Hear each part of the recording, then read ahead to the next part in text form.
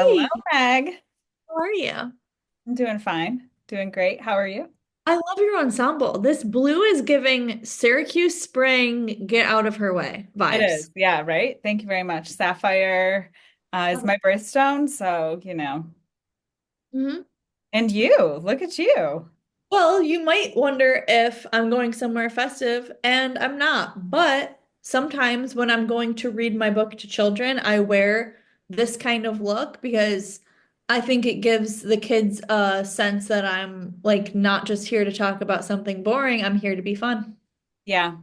I was like, it doesn't matter if you're going somewhere festive. You are making wherever you go festive. So you That's are right. the party. That's right. I'm reading Chelsea Handler's book right now. I'll have what she's having. And one of the things I think she either wrote in the book or she just said on one of the podcasts promoting her book is that there's so much pressure on funny friends or fun people to be like, oh my gosh, you have to be fun all the time. Or the friends with you are like, oh, I'm with this person. We're going to have the best time. Are we going to a really fun place? And she's like, did you hear what you said? We're fun. We're going to have the best time. It doesn't matter if we go to a really fun place. And that really stuck with me the other night. So I'm glad you said that. I like it. Oh, yeah, yeah. You have to be the light. You do. Yeah, You yeah. do. Well, Meg, thanks for being here as always in our little Zoom room. Can I please ask you something? Please do.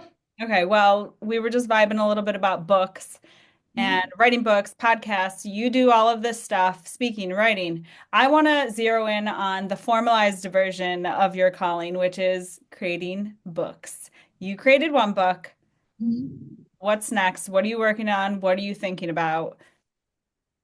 Ooh, okay. So for writing, I, as you know, recently launched my Substack, which was a big deal for me because, like many creators, I know you can relate to this. You're like, who wants to consume my thing? And then I had so many gr moments of growth over the last 12 months.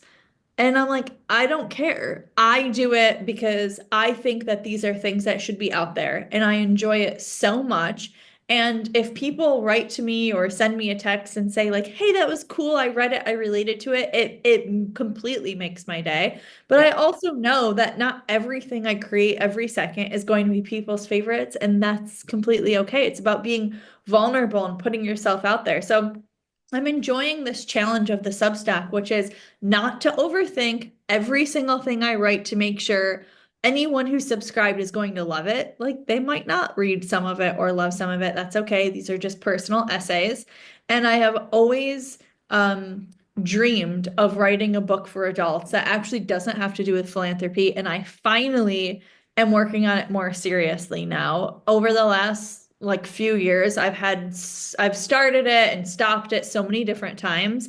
And now that I'm in a very regular writing practice, I'm gonna like forge ahead and I'm gonna stay completely committed to writing something for it every single day and work with my writing coach on it. And, I've shared this, I think, on one of the previous weeks that I take a beta blocker and I've had heart palpitations and anxiety for so much of my life. And now I finally don't.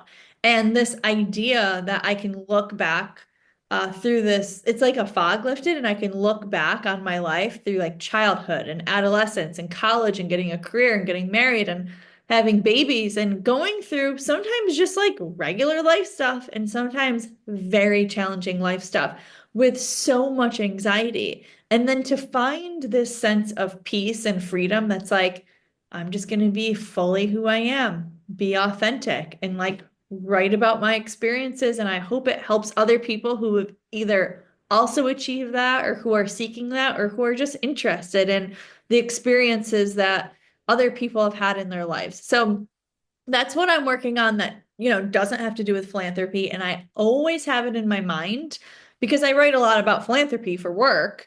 I always have it in my mind that maybe I will write more Philomenas. I have like 9 other summaries of sequels for a series to talk about all sorts of things that Philomena goes through with her friends and family members and her own things that are personal to her. So maybe someday that will be online too. But how about you? You're a creator, and I know you don't usually choose writing as your medium, but what are you working on creating? Anything?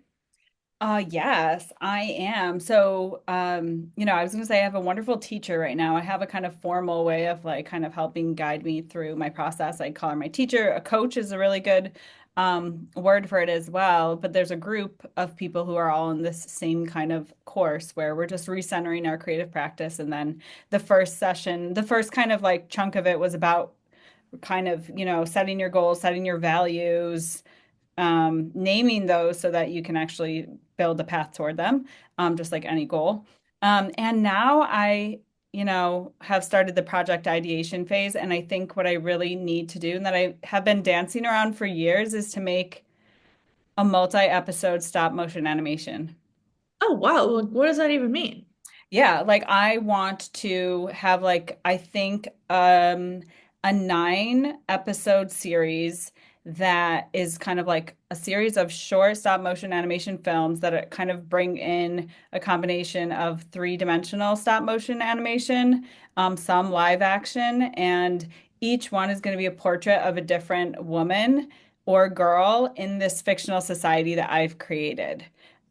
So it involves like it's going to be like a lot of viewpoints, a lot of perspectives, but it's about women, stories, narratives, and power. It starts with the queen of the society and works in a web through that. So, That's so cool. Okay, you're making me think of something that happened yesterday. So I've told you before about this book, The Mother Lode, that Sarah Hoover wrote yes. about a really trying experience in giving birth and being like, what just happened? And I love the book. She kind of like cracks everyone's hearts open around being like, this is motherhood. We don't need to always say it's the most beautiful experience in the world. For everyone, it isn't necessarily, right?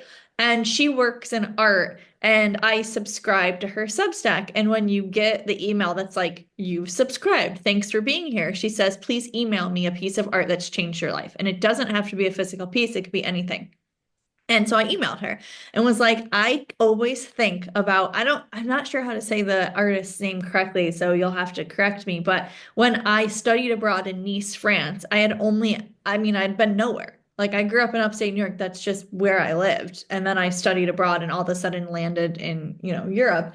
And I went to the Museum of Art, Modern and Contemporary Art. It was like this MAMAC thing right in the center of Nice. That was a huge deal and everyone knew about it and I didn't. And so I went with like some other American friends who couldn't wait to get there.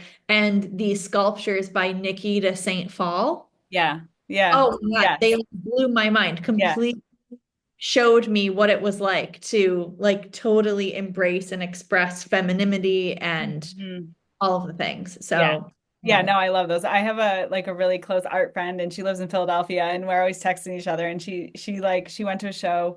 It might have been in Miami and the big like plaster figurative sculptures and I was like, yeah, they're amazing. And another friend actually, it's like such a constellation and it texted me. She works in New York kind of near Sotheby's and like there were some smaller ones that were like additions that were for sale and she was like sending me pictures. So yeah, yeah, Ah, no. I That's love really, it. really amazing.